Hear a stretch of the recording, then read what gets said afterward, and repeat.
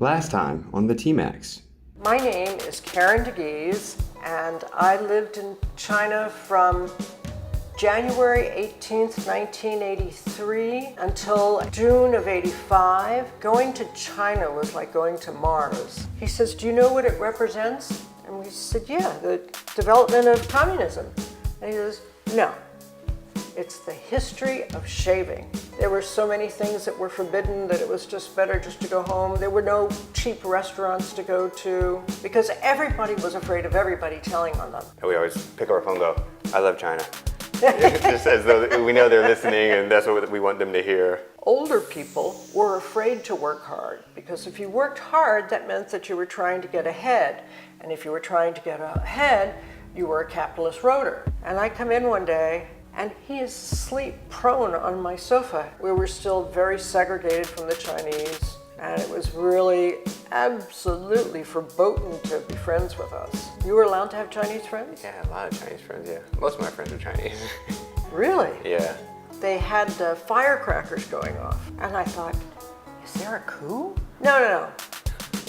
Chinese New Year is coming and people are just testing them out. And then a third woman chimes in. She says, one of the mai was buy and ma was sell. Yeah. And I was like, oh, thank God we cleared that up.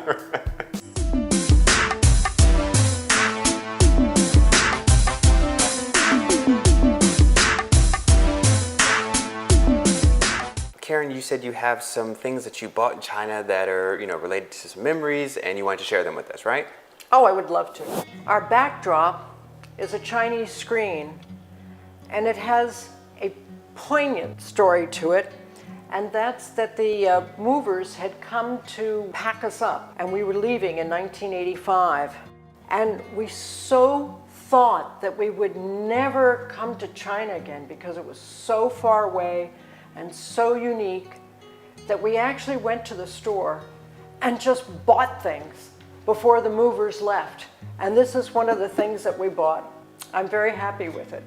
Many antiquities were confiscated during the Cultural Revolution, and they didn't go out and break them, they just went and put them in warehouses. So I just went and bought all these wonderful antiques. This was one of the earlier projects, was making silk flowers for the West. So these silk flowers are probably about 40, yeah, it's close to 40 years. Just something probably came from a lady's dressing table. And the difference in the economies was so much that if you felt like going out and shopping, no big deal. I think this maybe was $10. We kind of got to know the dynasties. If they were too old, then they wouldn't let you take them out. Antiques that were broken, they started doing this, putting a shard into these little stands. I thought they were beautiful. And I never dreamed that I was going to have a house that reflected Chinese culture. Every time we traveled, when I traveled with my ex-husband, we traveled as journalists, and they would meet us. There would be somebody there. We went to the island of Hainan, and in those days it was just basically a jungle. And they greeted us and gave us tea, and they wanted to give us some kind of little gift. And I saw this, and I asked the interpreter what it was. And it was a box made during the Cultural Revolution, and it even has some Mao expression on it. So I asked if I could have this. And since the Cultural Revolution was over, they didn't feel it was worth 1 red cent, so they said, yeah, you can have that. The table that we're looking at was also Chinese, and this is a replica of an antique, but it makes a great coffee table. But this was a very early piece, it's just a ceramic. But when I came back for the second posting, there were Chinese artists who wanted to leave the country, and sometimes foreigners, of which I was one, would offer to hold an art exhibit in their apartment. And so I met this fellow, Wang Jianan. He gave us this scroll, which I find to be so peaceful. And then he did another of just snow. which doesn't do much in Beijing, so it was truly artistic, not realistic. And then he also, the one that I liked that he gave me, that I liked the best, this one here. So this was a picture in 1983. And he's sort of looking like a cool Chinese person, as I am a cool American. Here he is. He's the same age as me. And he's had various exhibits.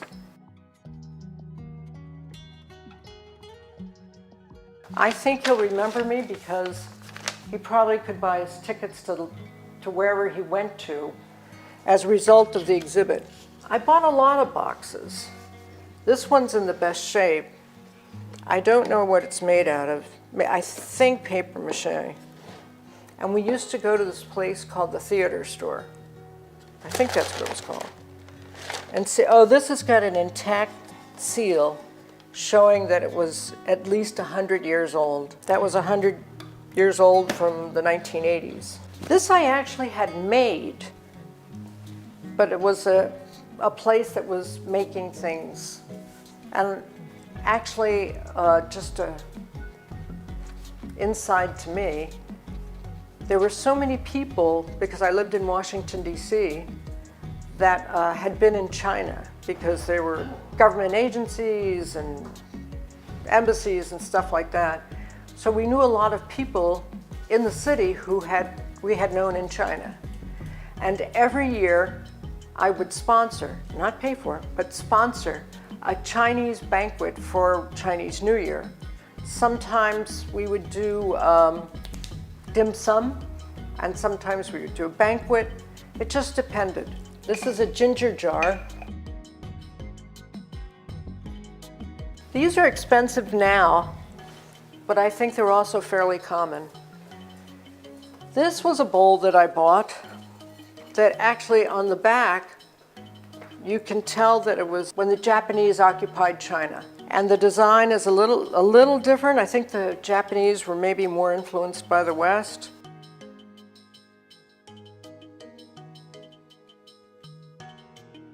Oh, and this box came from China. I just liked it because it was different. You know, you're not going to find it at IKEA, and it makes my house look nice. I have two end tables, another one like this. And China started, as they tried to open up, they did a lot of replicas. And this was one of the replicas. Like the wood it's not a great wood, but it's so unique that it makes it in the US. These are various things I bought because they reflect different lifestyles. This is a picnic basket, and it has 2 layers to it. This is a different technique. It's made out of a black clay. And this, if you look inside, you can see that it's just paper mache. And this was probably from the home goods of its day. It's varnished, but it's certainly not porcelain. It's just wood. Yeah, I paid 6 yuan for that. So that would have been about $2. This here is something so common, but no one ever guesses what it is. So this is a spittoon, and I changed it into a planter. And do you still have a lot of spittoons around China? They still spit, but not into anything, just on the ground. I have this piece right here, and another one right here. And we traveled to Tibet, and the women were wearing this like a cummerbund, like a bracelet. And so I went into a fabric store, and I just bought a meter of each, and I framed them, and nobody would ever know that it's just something so ordinary. They used to come with like a little paper top, and very thin, and a rubber band around it. and it was just a yogurt container. And this is lapis azul, but it was sold as modern jewelry, and it worked as modern jewelry. When I went to Tibet, and this woman had this around her neck, they didn't really speak Chinese, just a little bit, but I told her, oh, hen piaoliang, very beautiful. Will you sell it to me? And she goes, oh, no, no, no. I think I paid her about $35 for this, and that was way more than a month's salary. And she sold it to me. And so I have it today. I also saw that buying can be a way of communicating with people. That part of the haggling back and forth and everything, if you do it in a friendly way, you're actually communicating. This one I bought in the market, and again, it was for some ridiculous price in Beijing for like $10.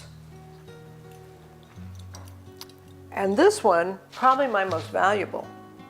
I was teaching a Japanese lady English, and when I was leaving, she gave me this gift.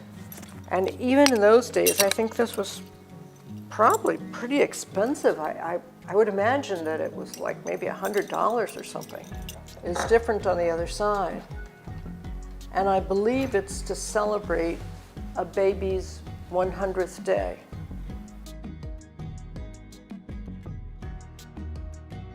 So Tim, thank you very much for coming by. These are cherished memories, and it's been a pleasure to share them with you. And again, if anyone has any questions, I'm happy to answer them, or I'm happy to elaborate on anything that I've said so far. And again, thank you so much for giving me this opportunity.